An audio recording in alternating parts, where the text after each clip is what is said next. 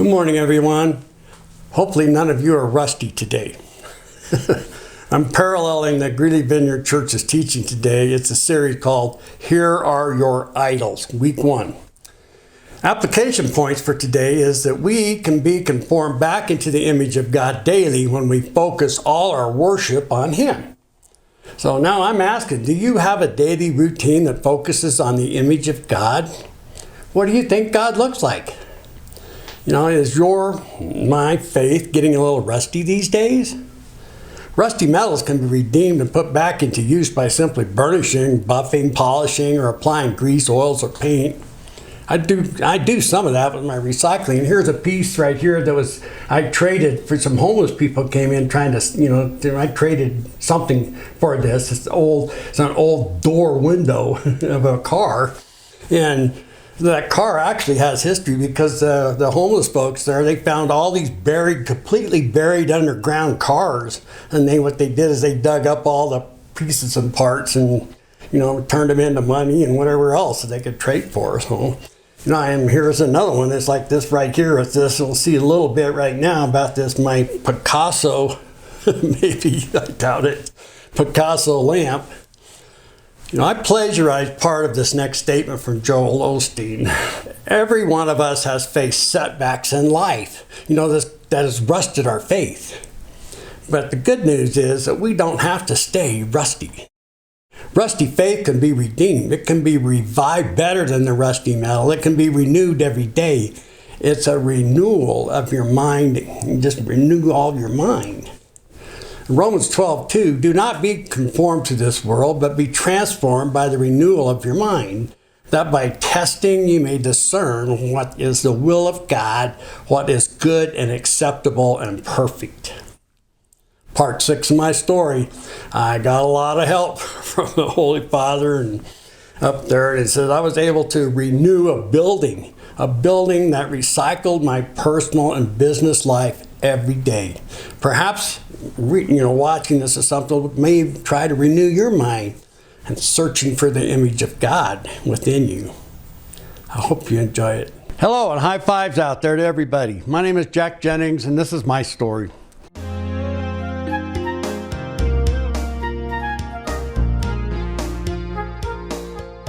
I had to make some sort of a deal, hopefully. What would any or all of you do if someone offered you 170 major appliances? So a light comes on in my head. What happens next? Hi everybody, thank you for joining part 6 of my story. Hopefully you will remember in the end of part 5 that there was a fellow that was throwing steel in my heartfelt moment. I needed to go talk to him about just something that a light came on in my head. And well, this is the start of that conversation. After he showed me the warehouse, all the mold and everything, and I said, I could fix that stuff and maybe work something out here. So I told him about, right off the bat, it came right out. So I told him about my life changed, and my frost went boom, Jesus talked to me, doves flew by my head, Maggie Mae's jumping all around, and and through Jesus, I told him, I said, I have God with me, and my life has changed.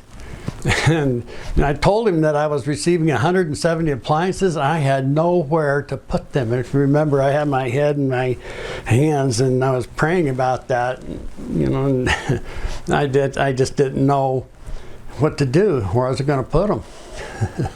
But I am and was a contractor, a builder for many years, and that I could clean and sanitize, replace the drywall, the insulation, and paint the repaired walls. I told him, I said I could do that. Maybe, just maybe, you had all the stuff right there. It was all purchased. And for those other guys that just never really showed up, they showed up, but they didn't want to do anything.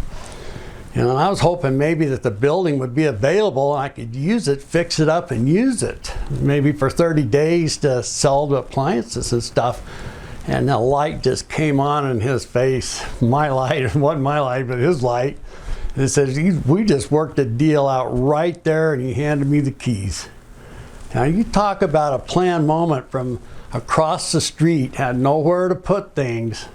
That's a planned moment. Somebody up there is working on this stuff. So he said that he'd just give me credits for the work, and I could have the building. It was a 2,500 square foot building. It was like, I'm just, wow, for 1 month, for the work being completed.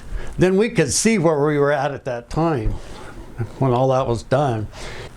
He also said he would just take all this metal, rolling shelf units, all the stuff, just get rid of it. Get rid of all that stuff. I don't want it. I don't want anything to do with this building anymore. Just fix it and clean it up, please. So April 17th, I got the power and utilities on. I worked night and day getting the walls repaired as I was moving all those appliances in. And when I finally got all the appliances in the building, I just looked around and I have an instant store blooming, and guess who's my partner? Jesus. That's the way I looked at it. On April 24th, I opened a store in the garage area. It had a drive-in garage, and bring stuff in and load it in a garage, pretty good size in that warehouse. And the rest of it wasn't quite ready to put a store. The appliances were in the rest of the place, but it still kind of needed cleaned and stuff. I needed a name. So I came up with this one, Recycled Jax, for my store. As God had recycled my heart, Jack's heart, me, that day in the field, recycled me. Recycled Jack. So I put the ads in Craigslist and the signs out front of the building in the streets and all the, boy, I tell you, the sales were going up, selling things, appliances were selling very well. And the owners came by, in about the third week, and just I had more inventory, I think, than I started with. Actually, was selling things. People kept bringing stuff, and they said, "Well, man, you sure still have a lot of inventory, so we'll just give you another month if that's okay." I said, "Yeah, I need it," and I was gaining stuff, a lot of stuff. I salvaged the steel, sold the racks, and that I had, some of them, listed stuff on eBay, those 5-inch wheels, and they sold rather quickly, which started helping me pay for that second month's rent, which wasn't that much. And now folks were just donating and dropping stuff off at that store, my store. And the Vineyard Resource Center in Fort Collins was receiving a lot of overflow donations, which they were able to share with me. That helped grow my inventory. It just kept growing. It wasn't shrinking, it was growing. So on June 4th, Recycled Jax officially opened, which is one of the best spiritual things that's happened, so far that I've accomplished through my Holy Father and Lord Jesus. One of the best things. I was able to help people in need. They'd walk in, they need stuff. I could just give it to them. They didn't need any money because it's free to me, so I could just give it to them. And yet there was always enough. People bought stuff, put money under the little register I had, and walk out. It was just amazing to keep that store going. There was always enough. And my personal bills that I paid, there was always enough for that. A couple times real close, but for the most part, it was working. During that time, the owners of the building, they said, well, we'll just give you a 6-month lease, and which actually grew into a 2-year lease. 2-year lease. I had the store. So how about God's laid out plans for us? Just think about that now. On February 18, 2012, part 1, my story started with no hope, $2.27. To part 6 of my story on June 4, 2012, that's 4 months. 4 months, now I have a 2,500 square foot store, all of it planned in advance by my Holy Father. It had to be, all of it started by locking into Jesus and following Him on His path. It's amazing. Now what? Now what? Could this happen to anyone? Maybe someone out there is listening today that needs some kind of help as well. So let's say into part 6, and part 7 is coming up, and that's going to be the end of the story, but it's not the end of my story, but will be the end of this part of what happened to me in just a few months. But you'll see in part 7, we'll be able to, you'll like it. We'll see in part 7. Have a great day. So what do we learn so far from watching this video today? Number 1, following Jesus will always have enough.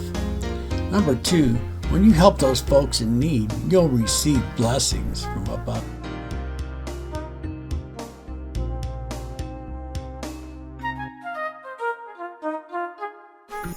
If you have questions about recycling your heart, come to the Community Vineyard Church or Google the Vineyard USA website and find a church near you. Contact them and there will be someone there to help you.